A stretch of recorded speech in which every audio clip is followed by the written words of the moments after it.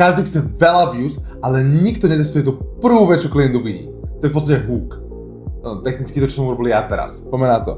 Vyber si tému. Napríklad 3 typy, ktoré prinášajú výsledky klientom.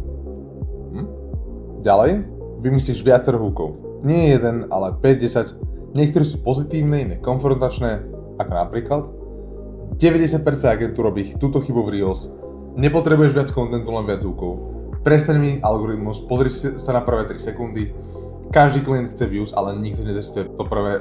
Vymyslíš viacero hookov, vyberieš najlepšie 3 hooky, nahráš 3 rôzne hooky, vyberieš ten, ktorý si myslíš, že bude performovať, postneš a ten bonus, ak chceš byť extrémista, kľudne všetky tie videá uploadni na TikTok, AB testni to, znamená, že testuješ viac verzií naraz a vyber ten, čo ti najlepšie performuje a postni ho aj na Instagram. Keď chceš svoju agency dostať na 10 mesačne, tak hoď follow, lebo ďalej budem odhalovať, ako získavam klientom výsledky.